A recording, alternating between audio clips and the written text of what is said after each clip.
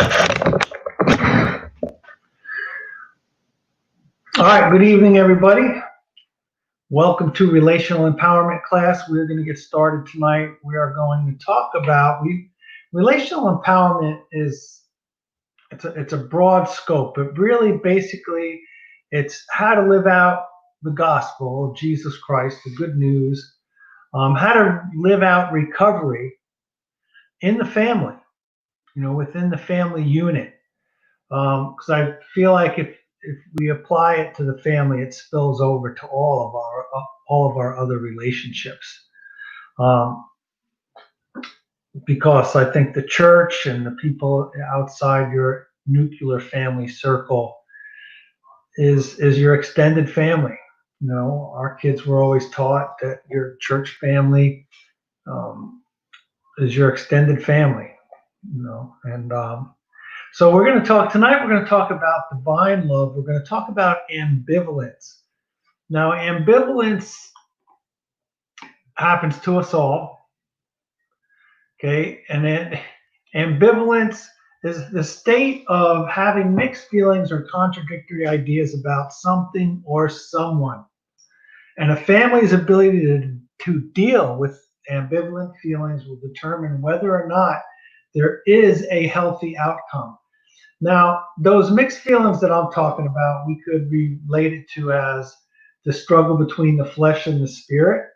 And on Tuesday night, when we talked about recovery and step 4, we talked about dealing with that hatred. And that hatred, those ambivalent feelings are so hard for families to deal with, because when I married my wife, Carrie Ann, when we went to the altar, when we got married, the last thing on my mind would be that I would ever feel hatred for her, right? And to even say, like, oh, I hate my wife, that sounds awful. Like, then what are you doing with her, pal, right? But that's not really, like, I don't hate my wife, the new person that I am. But data shows that if someone hurts you, rejects you, disappoints you, you have about 3 seconds or you're going to start hating them in the flesh. And the greatest way that I've been able to love my wife is to really get with God and really be honest about ambivalent feelings of hurt, feelings of confusion, feeling of, like, I really don't like her right now. She doesn't understand me. She hurt my feelings. And most of the time, she's probably speaking the truth.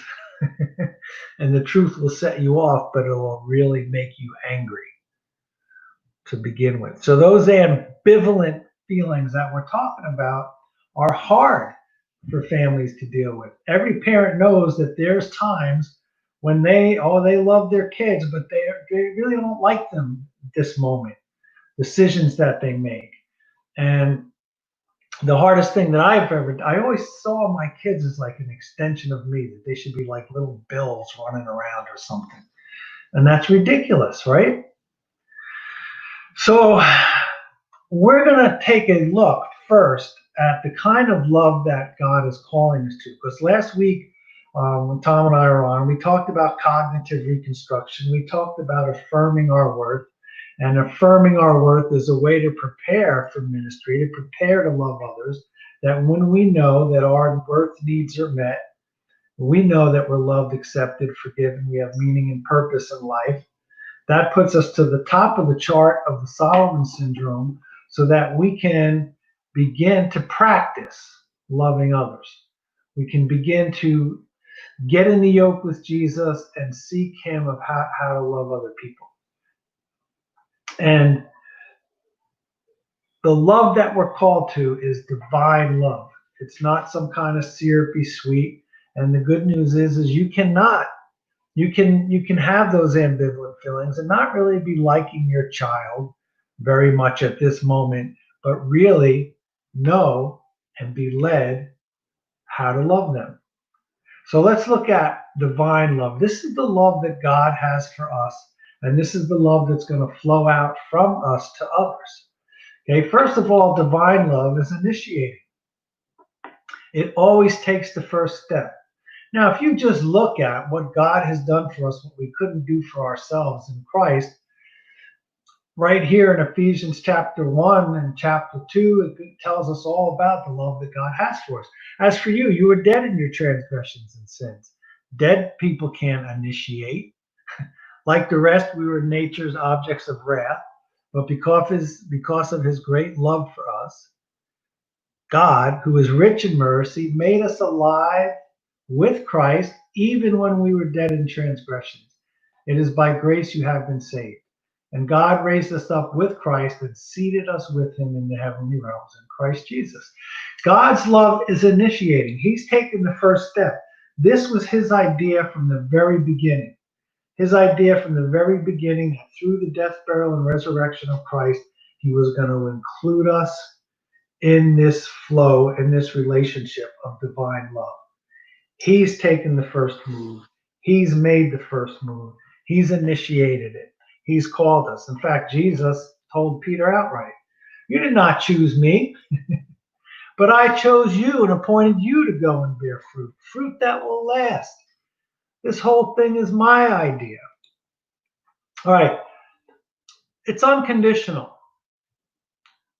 Okay. Divine love is unconditional. And you can't put conditions on unconditional love. See, we have unconditional love with a lot of conditions tacked on. So God's love is unconditional, and he tells us in Romans that at just the right time, when we were still powerless, Christ died for the ungodly.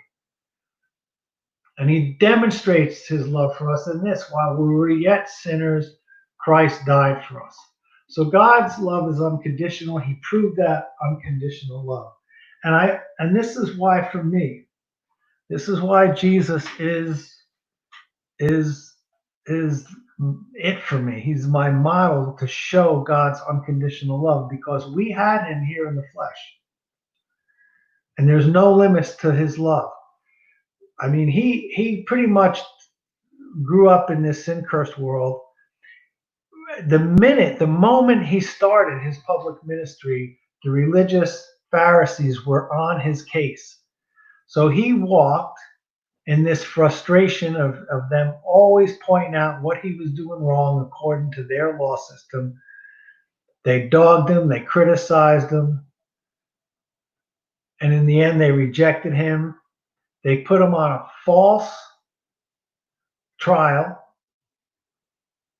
They lied about him, they falsely accused him, and then when the guards got their hands on him, they beat him, spit in his face, mocked him, put a crown of thorns on his head, beat him silly, to where it says that by the time he got to the cross, you did not even recognize him as a man. He was the swelling was all grotesque. So they beat him, spit him, mocked at him, and then they murdered him. They put him on the cross, and that's God. And Jesus never rejected, never lashed out, and forgave from the cross. Father, forgive them, they know not what they do.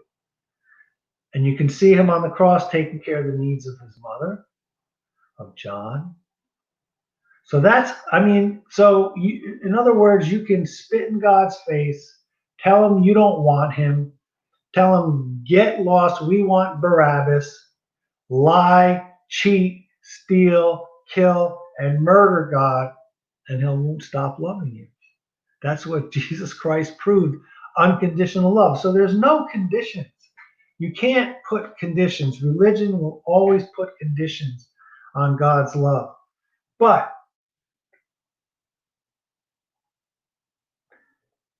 Jesus proved that God would rather die than be in the sin counting business. He would rather die than be in the quid pro quo business. The I'm going to watch you and I'm not going to love you unless you behave. Jesus put an end to all that. He proved that God would rather die than have that kind of relationship, a conditional love relationship. So God's love is unconditional. And we have to learn to rest in that. My friend Joe Freeman says we have to learn to accept our acceptance, because pride doesn't want it. Pride doesn't think that that's possible. Pride thinks you have to earn it. Pride thinks you have to do something with it. Grace terrifies us. Can't be that way. So it's unconditional. It's also sacrificial. He did not spare his own son, but gave him up for us all. How will he not also, along with him, graciously give us all things? I sat under a short Scottish preacher once, and he was talking about this verse. And he said, when we wonder, he said, we wonder, he said, wondering if God's going to graciously give us all things. And he talked about the complaining that he does. He goes, I imagine myself being in a shipwreck and drowning and someone coming and rescuing me. And when we get to shore, I complain that they did it. My hat got left in the water and I lost my hat. God will graciously give us all things. Okay, he has sacrificed. If he did not, he gave us his son, his life, his very being. What more can he give us, right? I remember also an Italian pastor that I sat under. In fact, he was one of my first mentors. He said, when we think that God doesn't have enough for us, he says, it's like going to the Niagara Falls with a little thimble and saying, oh, I wonder if there's enough water to fill this up. Okay, God is all we need. His love is sufficient. His love is sacrificial. It's unconditional. It's abounding. It's for us always. It's not against us. So it is also eternal. Okay, now Psalm 136 was a congregational psalm. And if you read it, there's two parts to it. And there was a leader of the congregation would say, like, praise be to our God and Father, and the congregation would roar back, his love endures forever. And the whole psalm does that, where they say it over and over again, his love endures forever. In fact, God wanted them to get the message, to understand that his love is eternal. It endures forever. Jeremiah 31:3, beautiful verse. I have loved you with an eternal love.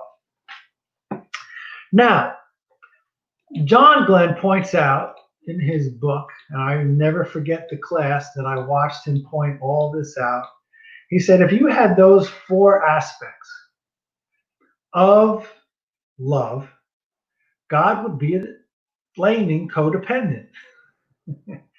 Because there's this fifth part of divine love that is intelligent. Okay? It always does what's best for the other person. Okay? Intelligent love, some people call it tough love. It's always going to do what's best for the other person. And it's a good, John Roseman in his parenting book said, kids need a good, healthy dose of vitamin N, meaning kids need to learn to hear no, because a good parent says no. Okay, and in this passage from Romans chapter 8:26, in the same way, the Spirit helps us in our weakness. We do not know what we ought to pray for, but the Spirit himself intercedes for us with groans that words cannot express. Now, one of the aspects I see of that verse is that we think we know what to pray for. When we're suffering, it's God, get me out of the suffering. We think we know what we need, but the Spirit knows, and God knows. He knows what we need. He knows what we need before we ask. But the Spirit is interceding for us according to God's will, what God's going to do with us. And we always have to know that he got us. Quote from the Alpha Series book, this intelligent love is not a syrupy, sweet emotion that seeks to win the approval from the one loved, but can appear somewhat harsh. as it firmly insists on the ultimate best rather than immediate relief. So those are the aspects of divine love. That's the type of love that God is calling us to, of how to love other people. Now, this is not something that we do on our own. In fact, it's not something we can do on our own. And the intelligent love is probably one of the most difficult. See, intelligent love is easy to understand when you have like toddlers running around, right? So if my grandson is 3 years old and we're playing in my driveway and the traffic's heavy and he wants to go run into the traffic and I restrain him, he's going to cry, oh, I want to go out there, and he's going to whine and cry, and he's going to try to squirm and get out of my hands. So I'm exercising intelligent love by being firm with him and telling him no. And we're going to go inside. And when they're young, you can tell them, I'm going to pick you up in my pocket and take you where I want you to go. That's why we're going to do it, because I'm bigger than you. Right now, it also would see how ridiculous it would be for me to say, oh, son, I don't want you to feel bad. I don't want you to cry. I don't want you to be upset. Go ahead, go play in the traffic. Right? So that's easy. That intelligent side of love is easy to understand and recognize when people are young.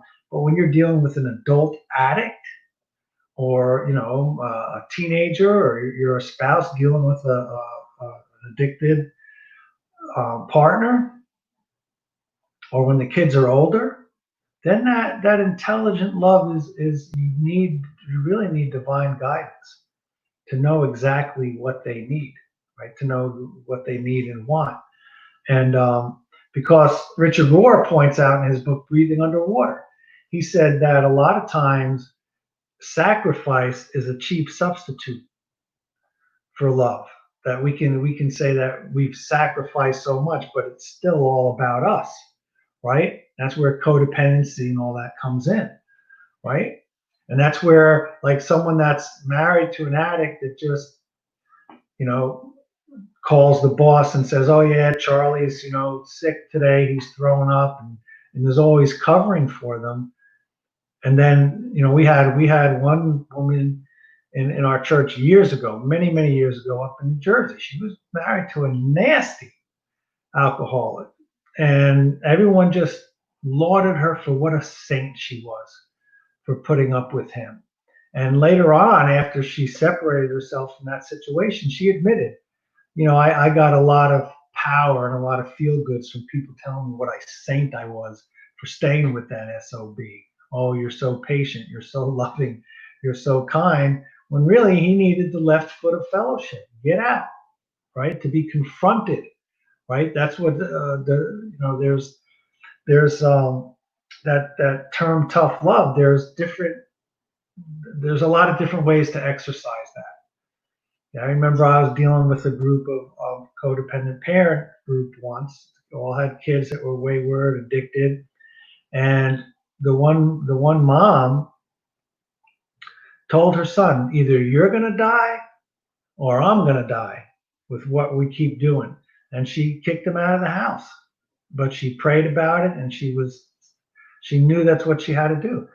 He wound up in jail, but guess what? He got sober in jail. He came to the Lord in jail. And he later was to say, I didn't get arrested. I got saved from myself. So that was tough love. It was agony for her to make that decision. I remember one time I came and I was talking to my friend Frank Watson in the morning and said, yeah, I had to really give it to Haley this morning, that tough love. And he sniffed out some BS there. He was like, oh, tell me a little bit. So as we talked about it, he goes, you just yelled and hollered and didn't control your anger, and you're calling that tough love. And I had to think about it. And I said, I know. I said, well, he goes, you felt better after you hit that bit of rage. I said, well, how do you know then? Like, I thought that's what she needed. He says, tough love is when it's tough on you and it's tough on them as well. When it's tough, when it's right. You ever hear the old expression when I was growing up on TV shows and stuff, when the dad was about to spank the kid? This is going to hurt me more than it's going to hurt you, son. Anyway, tough love, intelligent love, and and then there's a thin line between mercy, compassion, love, patience, and that codependent aspect of it. So I wanted to hit on that. I definitely wanted to hit on that tonight. The other thing that I wanted to touch on was the fact that those ambivalent feelings, I really like, and John mentioned it the other night, and I've been thinking about this for a long time, and I almost want to call the book of James the recovery epistle, because there's so much good stuff in there. And I remember one time I was really having a hard time with just my failures and just like trying to walk out this life. And I remember a train ride back from Point Pleasant, New Jersey, up to Elizabeth, and I read the whole book of James. And after I was finished reading, I felt washed, I felt renewed, I felt cleansed. And there's some hard stuff in there. Like James really challenges us. So here he says from the book of James, this is his recipe for dealing with ambivalence. He says, "What causes fights and quarrels among you? Don't they come from your desires that battle within you? You desire, but you do not have, so you kill. You covet, but you cannot get what you want, so you quarrel and fight. You do not have because you do not ask God. When you ask, you do not receive, because you ask with wrong motives that you may spend what you get on your pleasures." Now, notice where he talks about what causes the fights and quarrels among you. And he talks about the desires. Now, when we talk about the desires, we're going to be talking about our personal needs. That's really what I believe James is talking about, because these desires battle deep within us. So, what causes fights and quarrels? When we feel that our personal needs are not met, or when the other person is threatening our personal needs, or when we've had a false sense and a misplaced dependency that they are meeting our personal needs. See, someone can make you feel like they're meeting your personal needs for a temporary amount of time.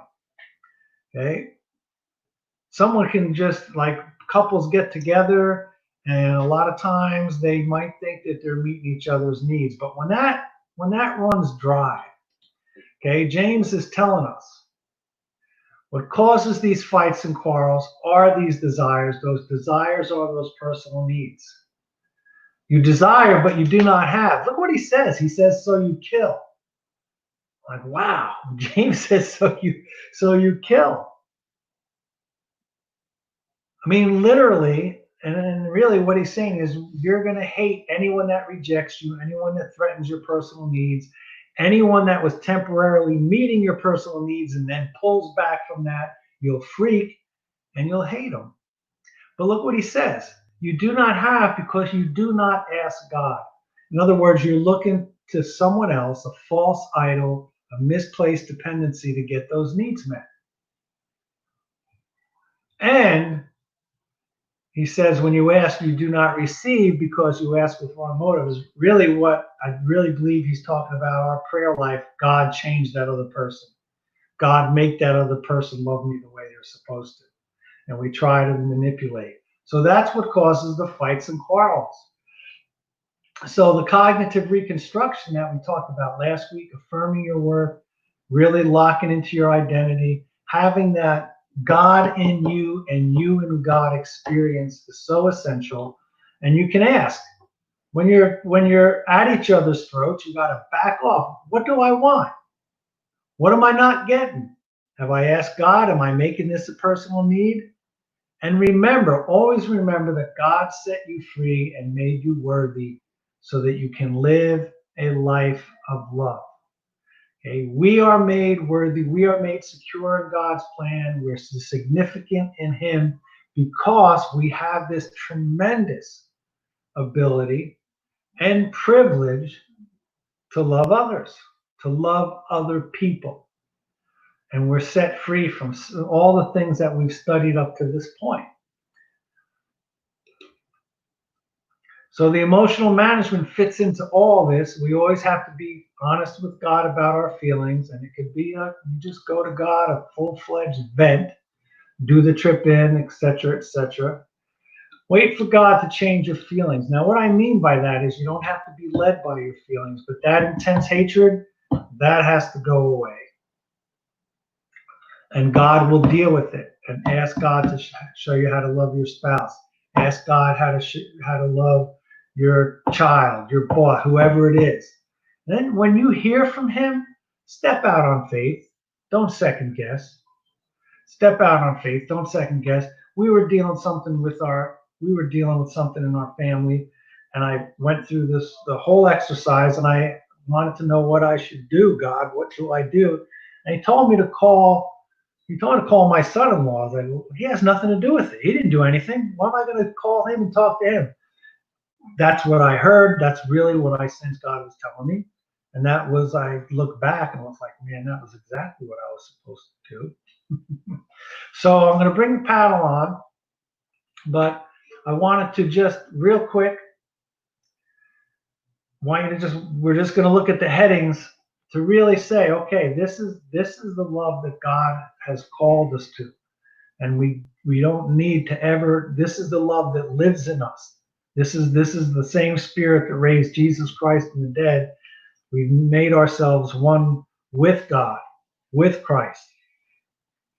And God will make that part of it real to you.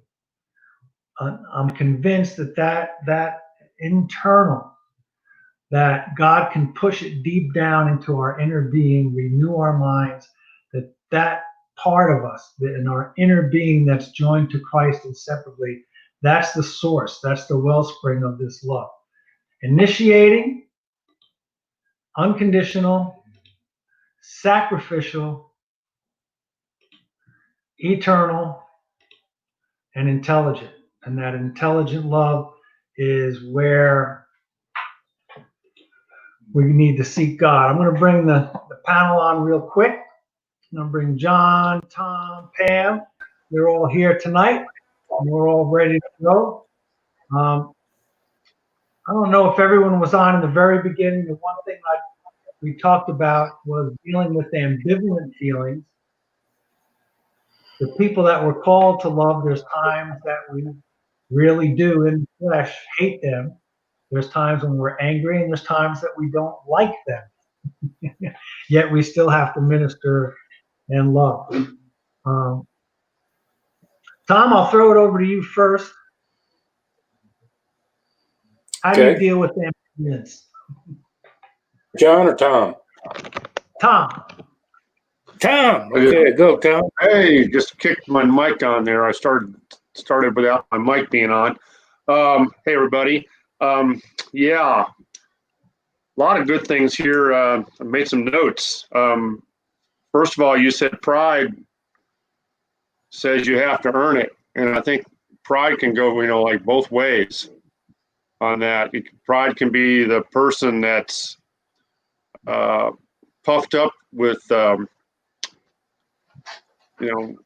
with feeling that they're superior, but pride can also be the other end of the spectrum, the person that feels that they're inferior. And either way, it's pride, because it totally ignores what God says is true. So that's something to think on, and that's why I wrote that down. Pride says you have to earn it, especially dealing with a person who just is full of self-loathing and thinks that God cannot possibly love them in their present state, so they need to at least get to some level of improvement before God can love them. It's a lie straight from the pits of hell. God meets us where we're at, loves us where we're at. Again, because his love is unconditional. One thing I've really think is important to remember is that, this is all under the heading of emotions and talking about how the management skill, or the skill of managing our emotions, is that our emotions will lie to us. Our emotions will lie to us and often very much reinforce those lies that we're believing about our own worth. And also those lies that we're believing about what it's going to take to make us worthy. Because if we're counting on something desperately to make us worthy, anything that gets in the way of that, any sort of obstacle that comes along, no matter whether it's person, place, or thing, it's going to excite some emotions in us. And if we start to remember that our emotions will often lie to us, it helps us backwards, walk backwards, as John says, and try to determine the lie that we're believing about ourselves and our own worth that is leading to that emotion. I also wrote down something I thought was worth remembering tonight regarding tough love, and that it's that, the way that you can know that it's tough love is that it's tough on both of you, tough on both sides. That's great advice, Bill. I'm glad you brought that up. So I'll kick it to anybody that wants to follow up on these thoughts or others. That's me or you, Pam. I'll go next. You can wrap it up from all of us, okay? You mentioned to me the other day when we were talking, Pam, Yeah. about the definitions of love, how it's used, the various uses of the term love in the scripture, how the Greeks used it. Maybe you could share that for our Thank viewers. you. Okay. In thinking about love, the way I work with it is to identify and Bill alluded to it, okay, in a lot of ways. I'm not saying anything different. It's just a different way of looking at it. Is that when I'm talking about the soul's need to be loved, that a human being is only born with what Paul calls philo and eros. Philo being brotherly love, which says, I love you because you belong to me. You are mine. That's why I love you. And Eros says, I love you because you, typically the term I use is you make me feel good. But the definition of good sounds like pleasurable. And really, probably a better understanding of Eros is not the idea of pleasurable so much as it is you are doing what I need you to do to meet a need in me. That it is a sensory, but it's still selfish. It sometimes, Eros can mean I need somebody to treat me terrible. I need somebody to beat on me, or all of the things that everybody reads about and hears about. And you say, I just love them so much. Well, maybe for a variety of reasons that we identify in therapy and 1,000 other things, I actually need somebody all right, let me back up. I needed somebody that was emotionally unavailable. Now, I whined about it all the time, but the way I affirmed my worth was to get into relationship with primarily men, but not exclusively, but get into relationships with emotionally unavailable people. And then when I could get them to emotionally respond to me, that affirmed my worth. Right. So that's my definition of Eros. Agape being obviously the unconditional love of God. And that a human being in their soul is born with the capacity for philo and for eros. But we do not have, and I know it's an oversimplification, I understand that, but we have the capacity to receive agape, and that we cannot give agape until we have received it.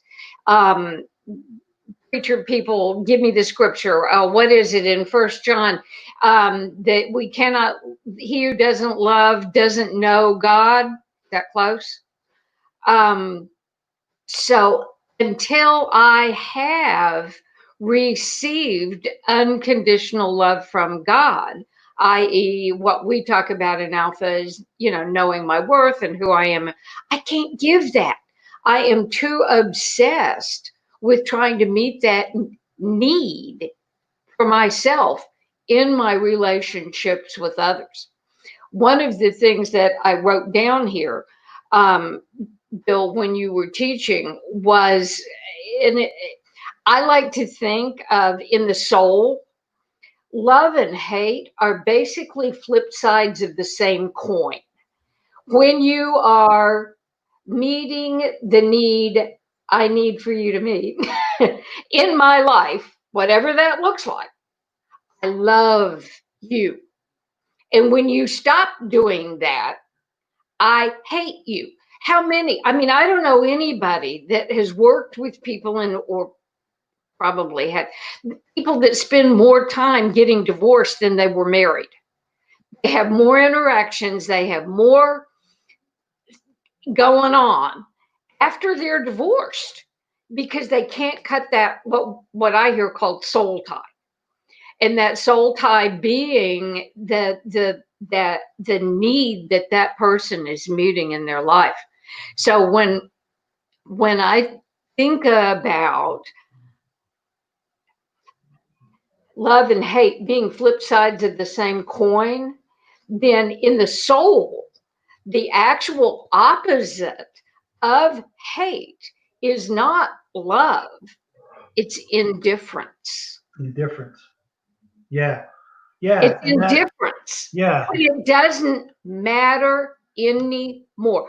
I remember in my ridiculous, crazy, horrific, abusive marriage, I used to think if I could just understand, if I could just know what really went on, if I could just resolve, and there was absolutely no way that was going to happen, because I don't think he even knew the truth, even if he was inclined to ever try and tell it.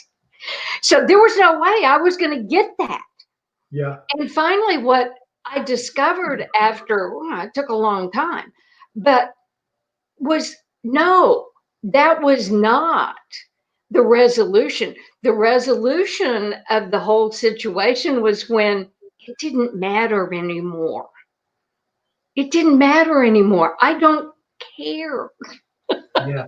what really happened.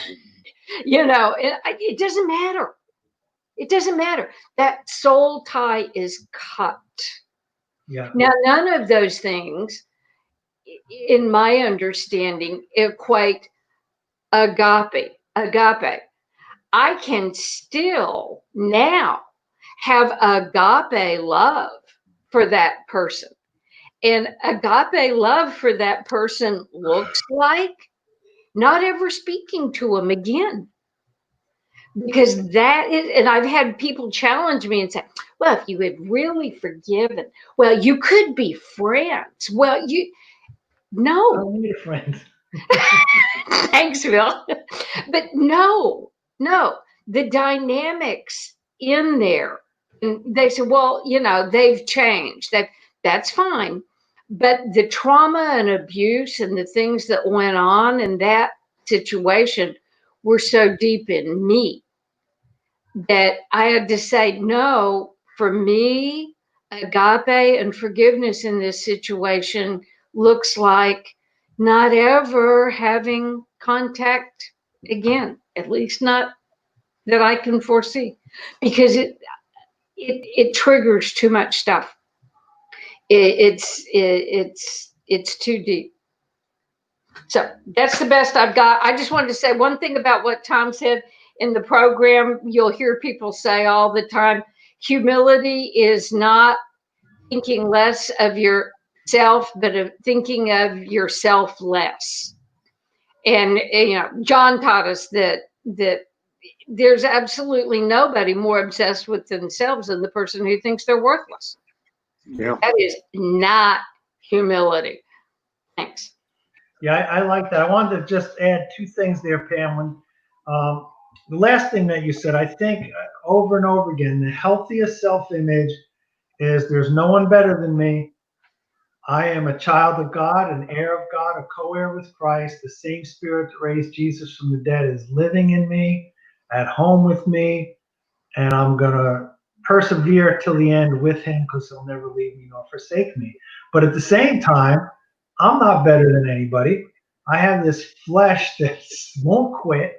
It stinks to high heaven. And if God wasn't restraining it, I would rape, kill, pillage every village in my path. So it's that knowing the flesh and really knowing that God is dealing with that. And he's the one that's restraining that. So I remember I was beating myself up once and God was like, listen, I got you. If I turned you over to your flesh, you'd destroy everything good in your life in about 5 seconds. So just so that's the healthy self-image. I'm not better than anybody, but no one's better than me. We're on equal ground in Christ.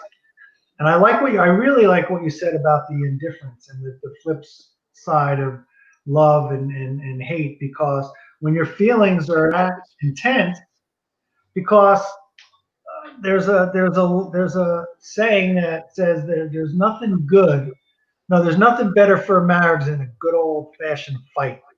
Like that you still care, you're still passionate about what you want in the marriage. And there was a line in the movie where, an ex-husband and wife, I guess they were on friendly terms. He overheard her having a fight with her new husband, and she was mad. And he said to her, if we would have done that, or we'd probably still be married today. So, and that's right on. That's good stuff. John? Yeah. Well, fine to join you all on Thursday night. Concerning the agape love that Pam was talking about, that's the kind of love we're talking about as being, getting prepared for that love, to actually get that love. And as Pam noticed, or as she just pointed out to us, you can't give that love unless you first of all received it. And of course, the only source for that love is a relationship with God. He's the one who is love. And so all these personal skills that we're talking about here in the relational empowerment, beginning with cognitive restructuring, changing the way we think about ourselves, moving right on into emotional management, which we're trying to discuss a little bit tonight. How do you handle your feelings, and on into examining your motives with behavioral redirection. All of those personal skills led by the spiritual enlightenment, actually brings us to the point where we are able to begin to love other people with an agape love. So these personal skills that we're talking about have a very foundational and definite purpose. They're not just concepts we need to be aware of, but they're skills that and that means they have to be practiced. And in order to become skillful in anything, we have to practice it. So we have to practice changing our thinking about ourselves and God and other. We have to practice controlling our emotions rather than having our emotions control us. We have to practice checking our motivations to find whether we are truly motivated by faith, hope, and love, or are we motivated by fear, guilt, and pride?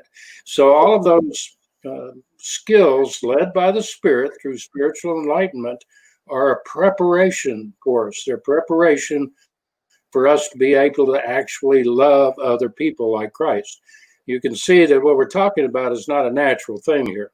Okay, the natural thing is, as Pam pointed out quite well, The natural thing is reflected in the Greek word eros and phileo, which means, that sensual love and that brotherly love, kind of love that we're capable of naturally. But that natural love won't cut it. That natural love will not get the job done in relationships, because as Pam pointed out, you can fall in love, or what you think is love, and very quickly, when the person you're loving turns against you, you fall out of love very quickly. So that's not agape love. That's not that consistent love that remains constant throughout our relationship. That's that self-centered, selfish kind of love that we're all born with. So what we're talking about is going to take a real supernatural work of God through His Spirit in each one of us to prepare us to actually love others. Now, I know when we talk about it, we digress. I'm the king of digression here, but we get off on rabbit trails and we talk this, that, and the other. But what I want us to do is to come back to the realization that what we are here for, the very purpose of our lives, is to practice agape love, is to reveal to the world around us God, who is love. And so this is not an optional kind of thing we're talking about. This is something that is absolutely essential for all of our lives. Now, the absence of that, we live in a world that is filled with hate, not filled with love. And, my heart breaks about that, because when I see all this nonsense going on with the riots and all that kind of stuff, I just see the hatred just like a cauldron brewing, and knowing that the only thing that'll eliminate that hatred is the love of God. The only thing that will calm us down, that will give us the ability to actually love others, is the Spirit of Christ, who is love. And these personal skills that we're talking about are very essential for us today, and for the people we're living with right now in this culture, in this day and age. It's not something that, to me, is optional at all. It's something that is absolutely essential, that we understand the importance of us being able to experience and express that agape love. So what we're doing here in the discussions we're having, I just want to remind everybody that this is probably one of the most important discussions you could possibly have in this day and age right now. You see these quotes and you hear quotes of people, talking about this solution or that solution to whatever political ills we've got, whatever kind of social ills we've got. Bottom line is, people have to learn to love like God. That's the bottom line. And those who do learn to love like God will shine like lights in the darkness of this hatred. Those who fail to love like God will continue to get wrapped up in the darkness, will continue a downhill slide. And it's not so much that it'll hurt other people as much as it'll hurt themselves. So I just wanted to toss that little insight in. And I know we're running out of time here, Bill, so I'm going to throw it back to you and let you summarize what we've been talking about here. Yeah, the thing that came to my mind, and I think it's something you said a long time ago, John, that we get to practice loving one another.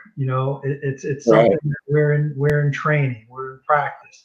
And I think the greatest illustration to kind of tie in everything is what Pam talked about, is that there's that story, and I really believe Jesus was illustrating how He's going to walk with us through the power of the Holy Spirit. On the beach, when Jesus went fishing and Jesus restores Peter, there's this, it's translated love all the way around, but in the Greek language, you have philia, and agape. And when Jesus first was talking to Peter, He says, Peter, do you truly agape me more than these? And Jesus and Peter replies, Lord, I phileo you. I'm very fond of you. He doesn't say agape. When he says I love you, he says I'm very fond of you. Now, in my early upbringing as a Christian, I was told for God to use you, you had to be sold out 100% on fire for Jesus, or God really didn't want to have anything to do with you. So when Jesus says, Peter, do you agape me? And he says, Lord, I'm very fond of you. I like you a lot. Jesus immediately says, good, Peter, feed my sheep, meaning you're going to minister. You're going to love others. Jesus asks him a second time, Peter, do you agape me? Peter says, Lord, I like you a lot. I'm very fond of you. He didn't say, all right, that's it. I won't have anything to do with you. I can't use you, Peter. He says, Peter, good. I'm going to feed my lambs. You're going to minister. You're going to love others. The third time Jesus asks Peter, he says, Peter, do you like me a lot? Are you very fond of me? The third time Jesus uses phileo. And Peter he knows. He knows from his experience and his failure. He says, Lord, you know all things. You know I like you a lot. And Jesus says this to him. He says, all right, Peter, when you were young, you dressed and you went wherever you want. When you're older, someone's going to dress you and take you where you don't want to go. And what he was telling Peter is that, Peter, I have you now. I'll have you always. You denied me. But one day, you're going to be willing to die for me. I accept you right where you're at, and I'm going to bring you to this place. And tradition tells us that Peter was crucified, and he said, don't even do it right side up. Do it upside down. I'm not even worthy to die, But the thing was that Jesus is illustrating for us how he's going to walk with us, how he's going to counsel us, how he's going to teach us. And if our heart's divided or we got whatever's going on with us, he's going to work with us right where we're at, teach us, train us, and we can love others. Because Peter went to work right away, and we can seek God and allow him to love us. But Jesus really, for me, illustrated there for me, I accept you, Bill, right where you're at. Follow me. Get in this yoke and allow me to do for you what you can't do for yourself. And he never fails. And I guess that wraps it up. You got Sunday service this Sunday, John? You bet. What's going on with you over there? We're back after it again. Oops. Go ahead, John. Back after it again on Sunday. We'll be returning to our study in Romans. And ironically, while we're doing this study on relational empowerment, we're in that section in Romans where it's all about relationships. It's about receiving him that is weak in the faith. And I'll be talking a lot about this over the next several weeks because this is a highly important statement. Paul devotes an entire chapter, all of chapter 14 on into chapter 15, to how we relate to each other. And it'll be a very special time of study. So if you can't get it, again, if you're homebound because you are ill or you're at risk, don't worry about it. We'll get it on YouTube. We'll get it on Facebook here on this channel, and we'll be able to actually teach you long distance, and that's our goal here. That's why we're doing these classes. That's why we're taking the time to get through all this technology to figure out how to do it. We want to reach you. And so if you can't be with us and you can't be here with the live service, don't worry about it. It'll be available to you. But it is some important information we're going to go into here in the next several weeks. So I encourage anybody that can to make it. John, this is off the top of my head. And I don't want to put you on the spot, but that I think that Romans 14, where it's talking about the doubtful issues, I was thinking maybe Sunday night we can follow it up with a discussion and just throw the doubtful issues idea around, and what are some of them in our day? What are some of them? I've seen them change. I've been a Christian since 1983, and I've watched a whole lot of doubtful issues come and go. Right. That would be maybe a little fun to discuss that. Yeah, sure. Yeah, I think that a little discussion, a little panel discussion after we study it Sunday. The only problem is people that will join us there that've not been in that might be a little bit lost, but we can bring them up. Yeah. Bring them up to speed. We can give the gist of what we're talking about, and then pursue those kinds of issues. Because I'm telling you what, I've been looking at it now for a couple of weeks, and I can't see a way of going through this quickly. I mean, it just keeps opening and opening and opening. So in terms of application to our relationships, so we need some discussion on it. We really do. Yeah. Good. Pam, what do you got going on at Wits End? We're still waiting for St. Mary's to reopen for the office to become available for doing counseling. And most of all, we are looking for a house. We are looking for a home.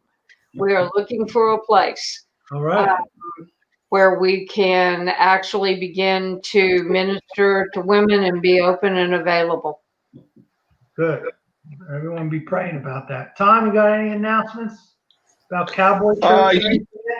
Yeah. The Lord's been bugging me, as you know, Bill, and I mentioned it to you, John, to pick back up with doing what I've been doing on a monthly basis at horse shows, having a little Cowboy Church at 7:30 in the morning. And now that I've gotten used to this format, I feel like that's something we don't have to wait for a horse show to do. We can do that every Sunday. So I'll be announcing it on Facebook that I'll probably come on live about 7:30 on Sunday mornings.